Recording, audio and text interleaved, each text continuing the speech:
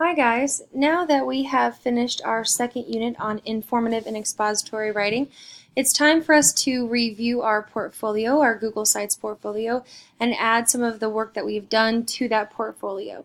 So the first thing for you to do is to go to sites.google.com, and it should pull up for you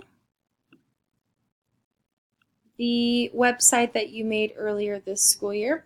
I can see all of your portfolios, as you can see here, but you should probably just have one, maybe one other site, depending on if you've done work for another class.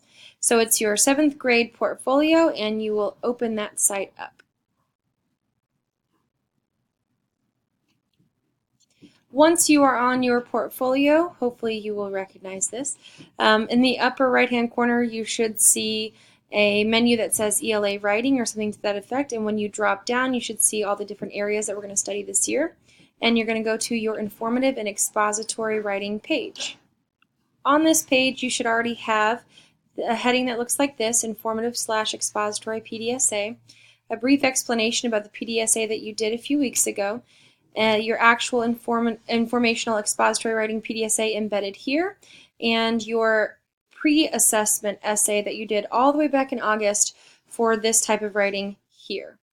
What we're going to be doing today is adding information in this spot right down here where you're going to reflect on the growth that you've experienced in this particular type of writing. So what we're going to do first is to add a heading down here. You can do that by going over to this insert area and clicking text box.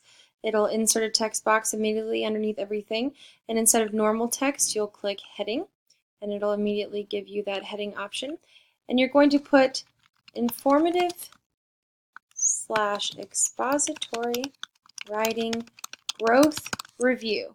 So that's the heading that you should have there, informative expository writing growth review. And then we are going to embed your mid-unit informative essay, which should be available from your Google Drive. So in your over here from your Google Drive, you can navigate this a lot of ways. If you know what the actual document was called, like mid-unit informative essay, you can use the search feature, or you can just go into your Cyclones folder. It should be in your ELA writing folder, in your Unit 2 folder, and in your Schoology assignments folder. So here's mine. So I'm going to embed that. But I don't want this to take up the entire space because I am going to need a text box for me to reflect on the essay, on the growth that I've experienced with this type of writing. So that's what I'm gonna scoot it over there so that it doesn't take up the entire space. And then I'm going to insert a text box and drag that text box right up here. It's not cooperating. Oh, well, probably because I need to shrink it first so that it'll fit here. So good, we all got to experience that together. So in this text box, you're actually going to reflect on the things that you have specifically grown in this particular type of writing. And for you to be able to do that, you're probably going to need to look at your rubric score in Schoology. The difference between your rubric score and your Infinite Campus score is that the rubric score specifically compares how you were evaluated on your pre-assessment versus your mid-unit informative assessment versus what is in Infinite Campus took into account some other things too. So definitely use your rubric scores in Schoology to compare and contrast these two essays rather than anything that you find in Infinite Campus. While you are in Infinite Campus, or sorry, Schoology, the place that you're going to go to find out what your rubric score was is over here where it says grades. And this specific grade, the mid-unit informative essay, is part of your quarter 2 grades. So as a reminder, you found your original pre-assessment scores in this no grading period, and under academic practice and preparation, there was your informative mini writing analysis. The rubric was scored slightly differently, but it'll still give you a general sense, even though the points are a little bit different. It'll give you a general sense of the different categories and types of feedback you got on your pre-assessment essay. But then to find out what your essay score was for your mid-unit informative essay, you go to quarter 2, academic practice and preparation, and it is, no, sorry, it's academic assessment. And it's right here. It says step 4, copy paste your essay and submit. So this is the step you were looking at through Schoology back when you did it. Here's where you can actually pull up the rubric itself, and if there are any comments, it will be stated right here. So that'll be information that you can use to help you reflect on your growth. Back over on your Google Sites, the text box you're going to use here to reflect on your growth. Mostly I just want you to comment on these 3 things. What I grew in most when you compare and contrast your pre-assessment essay with the essay that you did a few weeks ago during the middle of our unit. According to the rubric scores that you can review in Schoology, what area of the rubric did you grow in most? Was it evidence and elaboration, etc.? So what did you specifically grow in most? What is something that you feel you still struggle with? This can be taken from the rubric or just your own feelings. You're usually the best expert on what you need help with. So what is something you know that you still struggle with specifically with informative writing? So MLA citations, in-text citations, actual essay formatting, the researching process, embedding quotations, those are all things that maybe you feel like you still struggle with depending on your experience. And then lastly, how could you use this type of writing outside of school?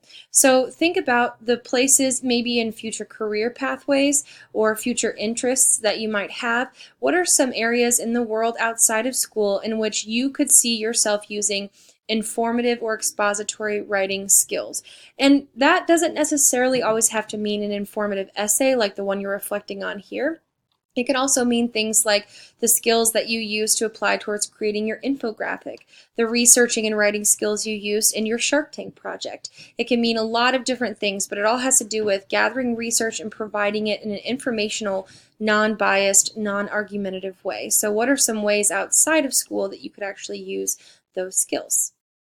Once you have those questions answered, and by the way, you can answer them with, you can add the heading here and then answer them if you want to, or you can answer them without that heading. I just wrote that there so you would have a frame of reference. Once you've done all of that, you have to make sure that you click publish up here, because if you don't click publish, none of the changes you've made will be viewable by me.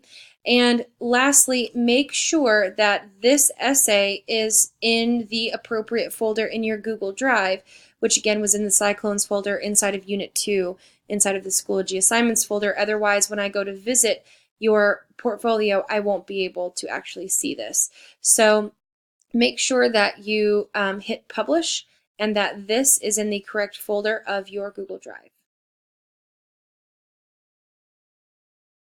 Once you've hit publish and it says at the bottom your site has been published successfully, you can actually click view and see what it's going to look like on my end when I scroll through here. So that's what mine would look like right now if you visited my site. And then that's it. You do not need to submit the link to your portfolio again because I already have them. The only thing you need to do is go to Schoology and submit through the assignment portal where it says that you completed this activity. Once you know for sure that you've met all the assignment requirements, you've got everything embedded, and you have clicked publish on your Google site, go back to Schoology, go to our Unit 2 folder, and then at the very bottom you'll find something that says Portfolio Update, something you should have already looked at this point. This is just a reminder of all the assignment requirements, and it says when you're all done, click Submit Assignment, which for you will be over here.